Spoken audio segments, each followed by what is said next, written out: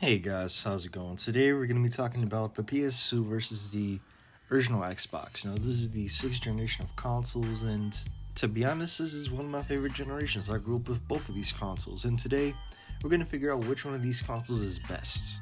Now, we're going to be rating them on looks, startup, how the system holds up today, and its collectability. We're going to see how much rare games it has, we're going to see how much it is today, we're going to see how much it is to just overall collect for it. Anyway, enough of the introduction bullshit. Let me introduce these consoles. The original Xbox, literally one of the biggest systems out there. Now, when Microsoft made this console, they were taking a risk. At the time, people thought game consoles would slowly evolve into PCs, and of course, Microsoft being into PCs, they sort of had to make their own console. Like I said before, they were taking a big risk in making the original Xbox, and they lost in some ways. I mean, just look at the sales charts between the PS2 and the original Xbox. It's ridiculous. However, one thing the original Xbox prioritized that the PS2 didn't was online play. This was sort of new at the time, even though we've had online gaming before in the 90s. Xbox just sort of made it available to the average person in a way. You would just pay for Xbox Live, hook up your telephone cable to your original Xbox, and you're all set. And one last point I'd like to mention about the original Xbox. One thing that did help it out a lot was buying out certain companies like Rare. During the late 80s and 90s, Rare was sort of a second party company to Nintendo. They would always release games for I believe the NES, Game Boy, and N64 primarily, and of course Super Nintendo. And when we think of Rare, what games do we think of? Battletoads, Donkey Kong Country, Conker's Bad Fur Day, Banjo-Kazooie, GoldenEye, Perfect Dark, all those different games. And granted, some of those games landed on the Xbox consoles, and some of them didn't. But I think it was bold at the time for Microsoft to buy out Rare. And at the time, Microsoft wanted to buy out Nintendo as well. Now, another game that helped out the original Xbox was Halo Combat Evolved. Of course, as we all know, this game is developed by Bungie, and this game helped out the original Xbox immensely. Like I said before, the original Xbox sort of made online gaming modernized. It's available for the average person. With Halo being a FPS first-person shooter and having it be about online and system link and all that, we're having LAN parties and playing online. It was fun. And this game, I think, primarily helped the Xbox sell systems, because I mean, Halo was a popular game at the time and everybody wanted to play online, so it makes sense, I guess. Anyway, enough of me babbling about the original Xbox. Onto the PS2.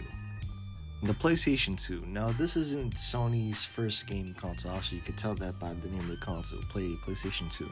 Yeah, don't know where I was going with that. But the PlayStation 2 was sort of like a huge release. It had a big E3 presence, had a huge announcement.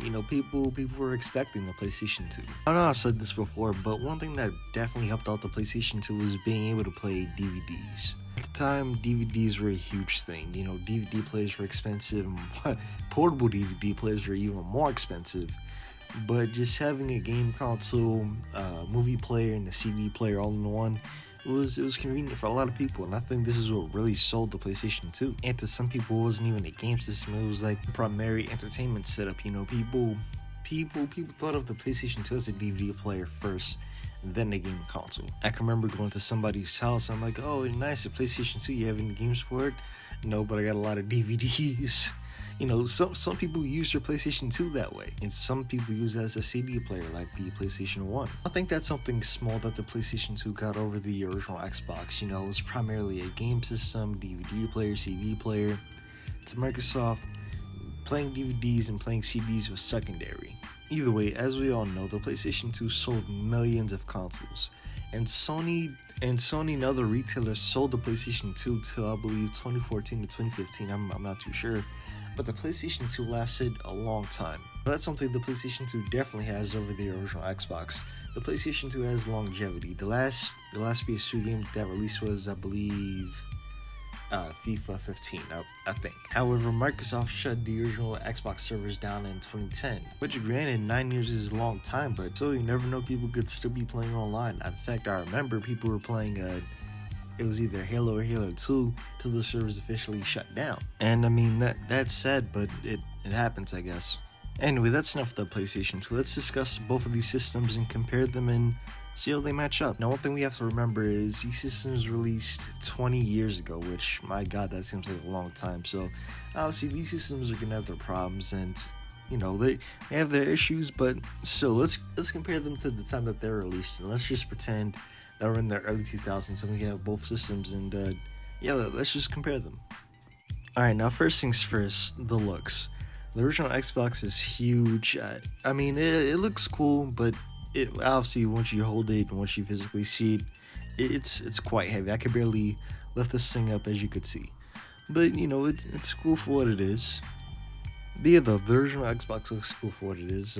Originally, Microsoft was just gonna release a giant X for the original Xbox, which, yeah, that's not a good idea. But onto the PS2. Now, the PS2 is actually, it may not look light, but it's pretty light. And sorry for the dust. If you were to check out one of my older videos, the thrift store videos, I would show off the PS2, and yeah, it's a bit dusty. I should probably clean it off, but the PS2 is actually a good looking system. You know, it's plain black, as a decent DVD drive, although it does get stuck sometimes. But here I'm showing off the original Xbox again, and yeah, these systems look good.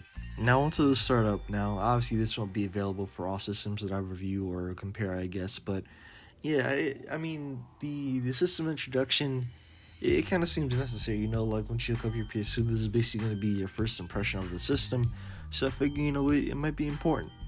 Either way, let's check them out.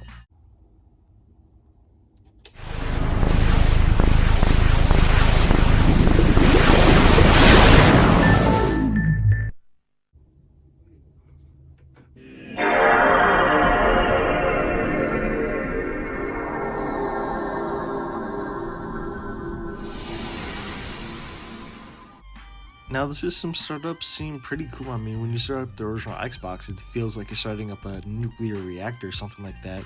The PS2 one seems cool as well. Those little blocks you see on the screen, those are actually your save games. So the more save games you have, the more, I guess, towers you have in the startup. Which, that's pretty cool. But like I said before, the original Xbox is like starting up a nuclear reactor, the explosion, all that. It's cool, and kind of a little bit of an Easter egg at the ending. That little jingle kind of sounds like a Windows 95 startup.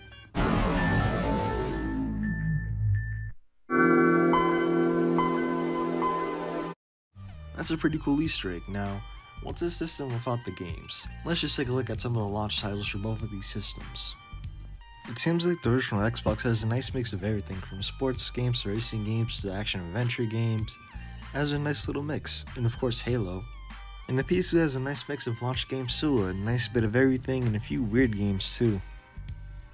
I heard Fantavision was a weird game, but overall the games over here seem good. I mean, there's some of these games I've never even heard of, so there might be future pickups, you never know.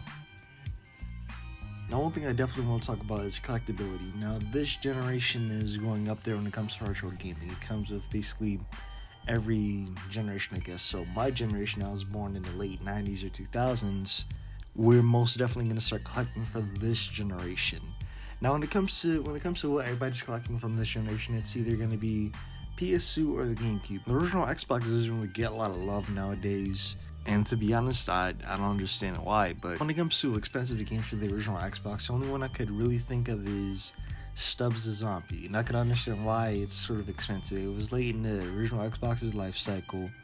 It's a fun game. Apparently you're a zombie and you're trying to infect people. I've heard the game is fun, but unfortunately it's kind of expensive. It's around $100 to $150, which that's something I can't personally get. Me personally, I'm not gonna pay $100 for an original Xbox game. That just doesn't seem responsible. But that's just my opinion.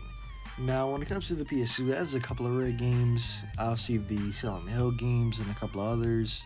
And I'll be honest, you know, people are after a few PS2 games. For example, Futurama. Now, this is another one I personally want. I believe it's basically a platformer, and in the options menu has a secret episode that hasn't been released yet on TV. That seems cool to me, you know, it's a personal game that I want. I'm a big fan of Futurama, so why not? But unfortunately, people want a lot of money for this game. But the point I'm getting at is my generation is coming up in retro gaming. You know, the consoles that I grew up with, GameCube, Xbox, PS2, they're going up there. Anyway, if you guys enjoyed this video, like, subscribe, do whatever you want to do, no rush, and tell me down below, what did you prefer back in the day, original Xbox or PS2? Or what do you prefer now, PS5 or Xbox Series X? Either way, I'll see you guys later. Peace.